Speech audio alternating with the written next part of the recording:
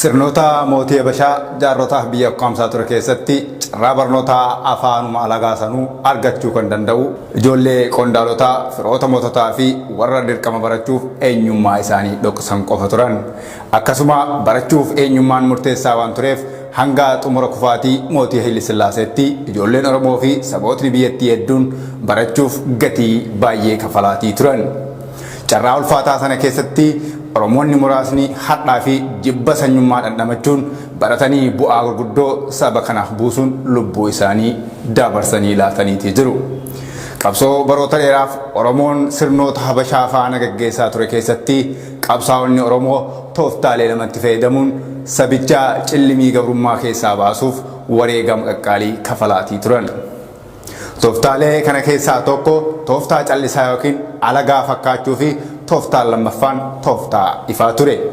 Har'a seenaa qabsoo sabichaa keessatti warroonni seenaan isaanii seeneffamuu fi bara baraan yaadatamaa jiran harki caalaan warra qabsoo ifaan diina fuuldura dhaabbachuun gaggeessaa turanidha. Sirna imperiyaalizimii mootota Habashaa keessatti garuu warri qabsoo karaa callisaatiin isaanuma keessa ta'anii saba kanaaf gatii baay'ee baasan kanneen seenaan isaanii dhokatan kumootatu jira. Hin seeneffamneef, hin barreeffamneef, akkasuma immoo kabajni barbaachisaan isaaniif hin kennamne malee gootonni baay'een impaayera Habashaa bulchuu keessatti akka lafee dugdaatti tajaajilaa turan baay'een isaanii ijoollee Oromooti. Dhidhiima seenaa gootonni keenya keessatti darbatamanii dhokfaman diiganii baasuun ammoo dirqamaa fi hojmanii dhaloota qubeeti.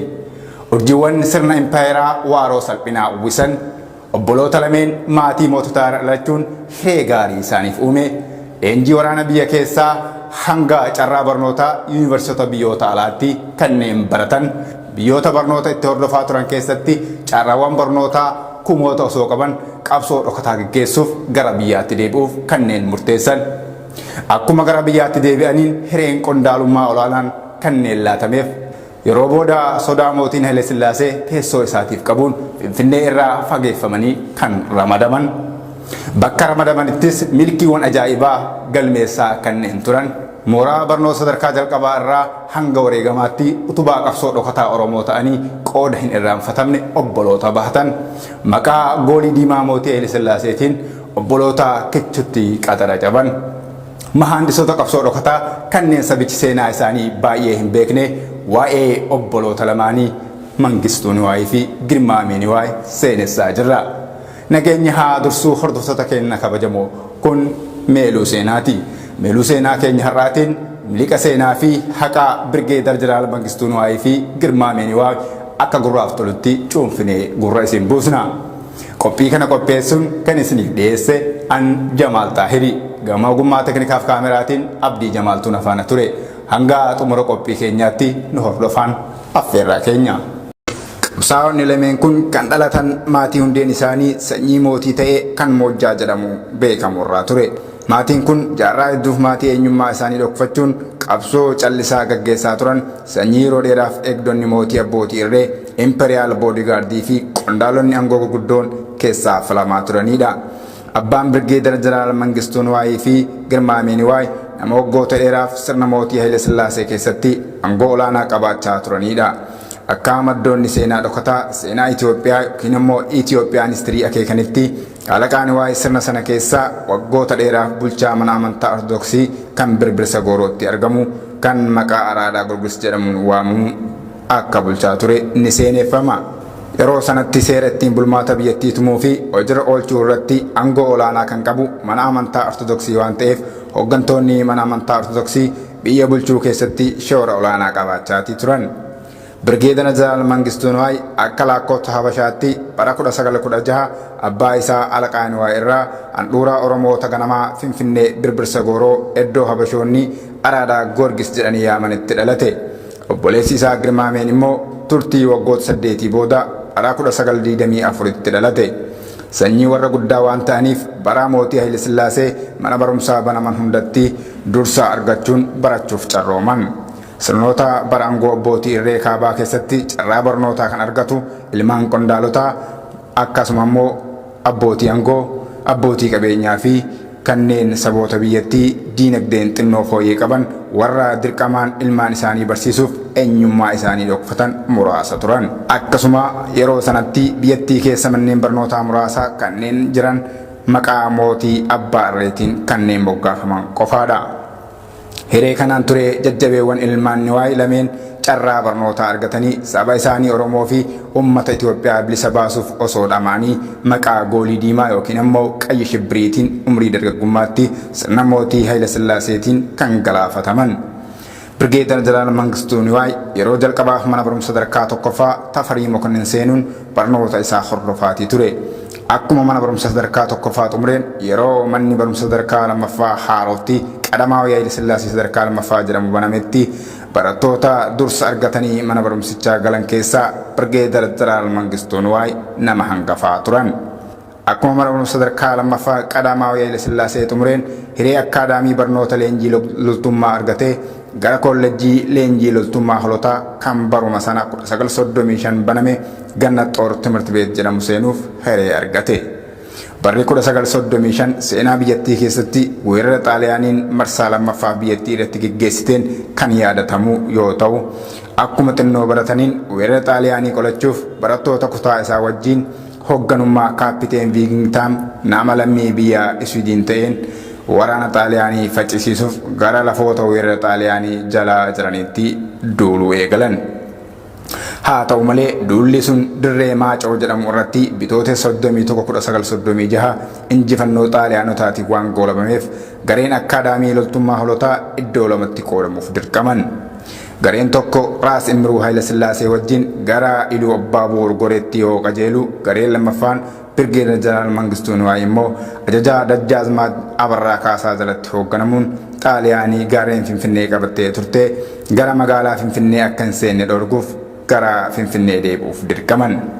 Marsaa lammaffaaf humni guddaan waraana Xaaliyaanii gara Suudaan kibbaatiin Iluu Abbaa Boor magaalaa guddettii handhuura daldala Itoophiyaa yeroo sanaa turte magaalaa Goree qabachuuf karoora guddaa waan qabuuf yeroo garasitti qajeelu gatiin Oromoonni Iluu Abbaa Booraa tooftaalee gargaraa fayyadamuun akka Xaaliyaaniin magaalaa Goree hin qabanneef kan falan akkuma qabsoo ijoollee Oromoo lameen kanneenii hadhas dhokatee hafeetii jira.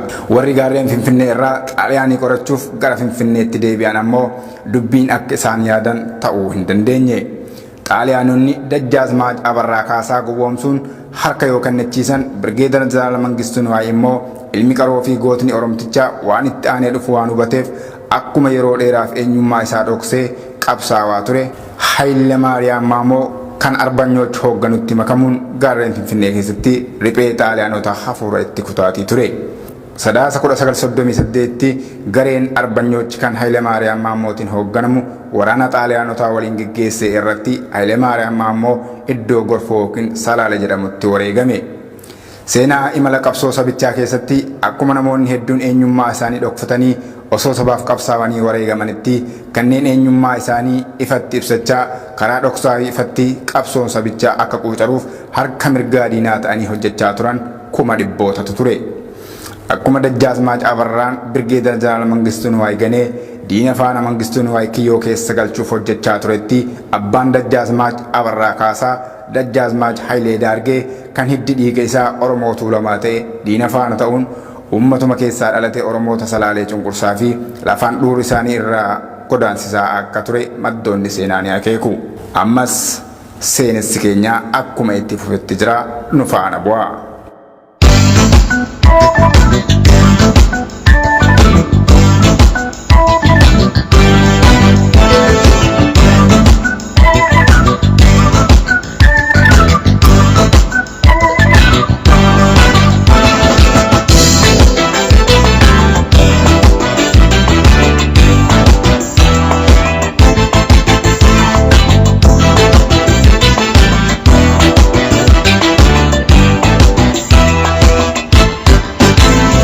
Dajjaazmaach Abarraa Kaasaas erga Mangistuu Niwaay ganee Xaaliyaanotaaf bitameen booda yaaliin Xaaliyaaniin Finfinnee qabachuu yoo fashalaa'u obboloota isaa faana biyyaa baqachuuf dirqame.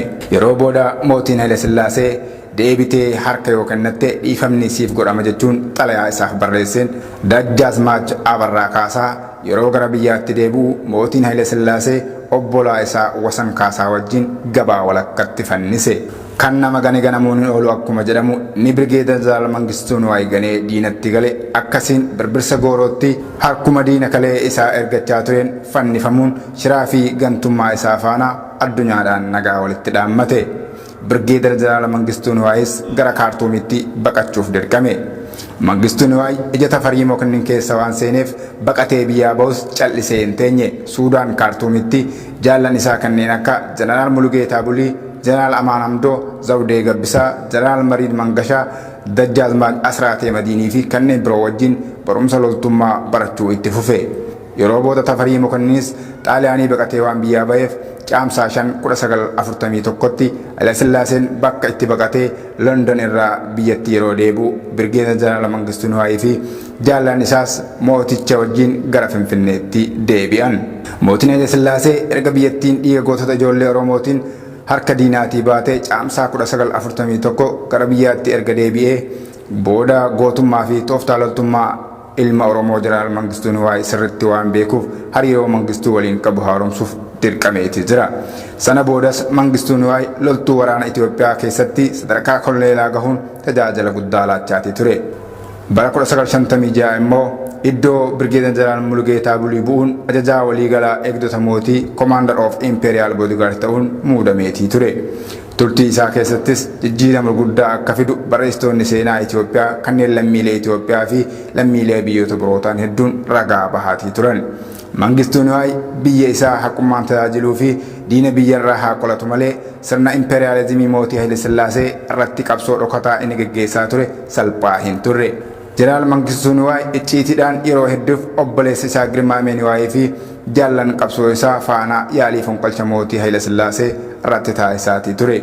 Sodaa fonqolchaa kanaanis Mangistuu Niwaayii fi Girmaameen yeroo dheeraadhaaf magaalaa Finfinnee irraa fageeffamanii muudamaan ummata isaanii tajaajilaan hoogganaatii turan. Naannoowwan yeroo sana Mangistuu fi Girmaameen hoogganamuun ummata hoogganan keessatti jijjiirama ajaa'ibsiisaa agarsiisaa turan keessaa muraasni Sidaamaa, Sumaalee, Dargee fi Booranni isaan hangafaa turan. Naannoo sababa sodaa aangoo fageeffamanii itti muudamanittis ummata hoogganan faana ta'uun keessumattuu jijjiirama dinagdee fi qananii ummataa irratti jijjiiramni isaan fidan hangarraatti dhalootatti darbuun ummata sanaan faarfamuu irratti argamu. Dirqama itti laatame xumuranii gara Finfinneetti yeroo deebi'anis jeneraalota gurguddoo Oromoo qindeessuun yaalii abbaa irree Tafarii Mokonnin daandii irraa maqsuu irraa of duuba deebi'uu waan didaniif hordoffii basaasaa qaamota Haile Sillaaseef amanamanii irratti taasifamaa tureen yeroo muraasaaf yoo miliqan dhuma irratti gaarreen Finfinnee keessatti waraana mootii Haile Sillaaseetiin marfamuun Girmaameen harka diinaatti hin kennu jechuun battalumatti yoo of ajjeesu Birgeedar Jeneraal Mangistuu Niwaay ammoo madaa'uun gara hospitaalaatti fudhatame. Himannaa yaalii fonqolchaa fi goolii diimaa irratti banameenis adabbii du'aa Birgeedar Jeneraal Mangistuu Niwaay irratti murtaa'eetii ture. Akka sirna mootii gonfoo Haile Sillaaseetti adabbiin kamuu yoo sitti murame fuula mootii Haile Sillaasee dura dhaabbattee dhiifama yoo gaafatte murtoon sun hanga sirraa kaafamutti adeema. Birgeedar Jeneraal Mangistuu Niwaay ammoo wanti du'aa olis yoo jiraate fuula mootii Haile Sillaasee dhaabbadhe dhiifama hin gaafadhu jechuun bitootessa 28 1961tti marfata Taklaa Imaanot irratti goondachii Itoophiyaa sochoose Birgeedar Jeneraal Mangistuu Niwaay ummata Oromoo fi biyyattii gara bilisummaa fi qaroominaatti ceesisuuf osoo qabsaa'uu mootii Haile Sillaaseetiin fannifamuun ajjeefame. Hayyuun saayinsii siyaasaa Girmaamee Niwaay ammoo turtii waggoota 8 booda akka lakkoofsa Habashaatti bara 1921tti erga dhalatee booda ijoollummaa isaatti daa'imaa fi barumsaanis collummaa cimaa akka qabu kubbaa miilaas akka jaalatu seeneffamaati ture. Girmaameen akkuma obboleessaa barumsa sadarkaa tokkoffaa fi sadarkaa lammaffaa mana barumsa Tafarii Mokonninii fi Qadamaa Haile Sillaasee jedhamutti hordofaa ture. Barnoota sadarkaa lammaffaa akkuma xumureen akka Birgeedar Jeneraal Mangistuu Niwaay kolleejjii leenjii loltummaa osoo hin taane carraa barnoota alaa argachuun gara Yuunivarsiitii Wiskoonsiniitti imaleetii ture. Digirii isaa jalqabaa erga xumuree booda achuma Yuunivarsiitii Koolombiyaa irraa digirii lammaffaa saayinsii siyaasaatiin eebbifame. Yeroo Ameerikaa turettis pirezidaantii waldaa barattoota Itoophiyaa Ameerikaa kaabaa ta'uun tajaajilaas ture. Barnoota PhD hordofuuf fedhii guddaa qabaatu illee gara biyyaatti deebi'ee akka tajaajiluuf mootiin Haile Sillaasee xalayaa itti ergeetii ture. Sana booda gara Itoophiyaatti deebi'uun barreessaa olaanaa Raas Abbabaa Araggaay ministeera yeroo sanaa ta'uun tajaajilaatii ture. Yeroon kun biyyoota Afrikaa baay'ee keessatti yeroo sirni fiiwudaalizimii abbootii irree fonqolfamaa turanidha. Girmaameenis xalayaa barreessuun haala milkaa'ina fonqolcha sanaa icciitiidhaan gaafataati ture. Icciitiin kunis yeroo booda irratti baramuun ijaa mootii Haile Sillaasee keessa girmaamee galchuu danda'eeti jira. Yeroo baay'ee kofoo kaakii fi qarabata diimaa waan uffatuuf maqaa qoosaa kooministii jedhamuun beekamaati ture. Haala isaa kan hubate mootiin Haile Sillaasee iddoo fagoo baadiyyaa geessuun bulchaa naannoo Walaayittaa akka ta'uuf dirqama laateef. Girmaameen akka Tafarii Mokonnin yaade osoo hin taane yeroo gabaabaa keessatti ummataan jaalatamummaa guddaa argateeti jira. Hojiiwwan guguddoo kan akka mana barumsaa ijaaruu, manni iddoo tokkotti siquun tajaajila waloo akka argatan gochuu, waliigalteen abbootii lafaa fi sirna ciisanyaa barreeffamaan akka taa'u gochuun hiraarfama hiyyeessaa hanga tokko saphisuuf yaaluun ummata biratti jaalala guddaa yeroo gabaabaatti akka horatu isa taasiseeti jira. Oromoota naannoo sana qubatanis jajjabeessuu fi gargaaraa akka ture maddoonni seenaa ni ifoomsu. Ummataan jaalatamuun Girmaamee akka malee kan isa aarsee mootiin Haile Sillaasee Sidaama irraa kaasuun gara bulchiinsaa yeroo sana hedduu rakkisaa fi jeequmsaa jedhamtee kan beekamtu naannoo Sumaalee Ogaadenitti darbate. Girmaameen akkuma kanaan dura hojiiwwan boonsaa ta'an hedduu dalaguun jireenya ummataa fooyyessuu eegale. Jijjiiramni guddaan akka dhufuufis namoota baratan hedduu mariisisuu jalqabe. Itiyoophiyaan duubatti hafummaa keessaa baatee akka biyyoota kaanii fuulduratti akka tarkaanfattuuf dhamaatii guddaa taasise. Haa ta'u malee warri aangoon gubbaadhaa yookiin ammoo waaqarraa nuu kennamte jedhan sun ammas gidduu galuun hojii isaa gufachiisuu itti fufan. Iskoolaarri Oromoo fi qaroon saayinsii siyaasaa Girmaameen waa'ee hanga warri aangoon waaqarraa nuuf kennamte jedhan bakka hin kaafamnetti jijjiiramni inni biyyattii irratti fiduu barbaaduu fi beekumsaan biyyattii jijjiiruu fi hiyyummaa keessaa baasuuf milkii akka hin qabne waan hubateef obboleessa isaa Birgeedar Jeneraal Mangistuu Niwaayii fi namoota biroo kan jijjiirama fiduuf fedhii qaban wajjin marii taasisuutii eegale. Dhumarras yaalii fonqolcha mootii Haile Sillaasee 1960 qindeessuu akkasuma immoo shoora guddaa taphachaa waan tureef yaaliin fonqolchaa yeroo fashalaa'u obboleessa isaa Birgeedar Jeneraal Mangistuu Niwaayii waliin marfamuun diinaaf harka hin laadhu jechuun 1961 harkuma isaatiin of wareege. Booda reeffa Girmaamee Niwaayis bakka obboleessaa Birgeedar Jeneraal Mangistuu Niwaayii itti fannifame addabaabaayii yookiin marfata Takla Hayimaanoot fiduun obboleessa isaa cinatti fannisan. Birgeedar Jeneraal Mangistuu Niwaayii gaafa fannifame seenaa akkaan garaa nama booressu kan yeroo sanatti sabni isaa Oromoon hin hubatiniif dubbatee fannoo irratti hafuura dhumaa baafate. Jechi dhumaa isaas qabsoo ani gochaa ture sabni kiyya Oromoo fi uummanni Itoophiyaa naaf hubachuu baatus qabsoon an taasisaa ture. Qabsoo saba kiyyaa fi uummata biyyattii gara qaroominaatti ceessuuf godhamaa ture jechuun hafuura dhumaa akka baafate seenaan galmee muuziyeemii biyyattii keessaa argamee fi kitaabonni qorattoota seenaa Itoophiyaan histirii Harold Marcos akka lakkoofsa Awurooppaatti bara 2002 fi Toomaas Deevid 2004 maxxansan ni ifoomsan akkasuma immoo ragaa guddaas ta'u. Akka sanaan obboleewwan qaqqaaliin Oromoo lameen kanneen ogummaa loltummaa fi barnoota hooggansummaatiin fiixee gahan Birgeedar Jeneraal Mangistuu Niwaayii umrii dargaggummaa isaa waggaa 45tti Girmaameen ammoo waggaa 37tti osoo haqaaf falman kichutti qaxara caban. Akka Oromootti seenaawwan dhokataan akka obboloota lamaan kanaa tokko lamaa miti. Lolonni ammoo seenaa isaa jallate barbaade qajeelchuuf dirqama waan qabuuf seenaawwan biroo dhokataa akka kanaa ammoo qorannee dhaloota biraan ka'uuf nutis dirqama qabna akkasuma immoo itti fufna. Egaa hordoftoota keenya kabajamoo miliqa seenaa qaroowwan Oromoo lameenii dhokate maddoota seenaa garagaraa obeeffachuun midhaaksinee gurra isin buusaa turre kanumaan goolamna. Qophii kana qindeessuun kan isiniif dhiyeesse an Jamaal Taahiri gama ogummaa kaameraaf teknikaatiin Abdii Jamaaltuu na faana ture. Torbaan meeluu seenaa fi miliqaa qaabiraan hanga walitti deebinutti torbee milkaa'inaa isiniif haa ta'u.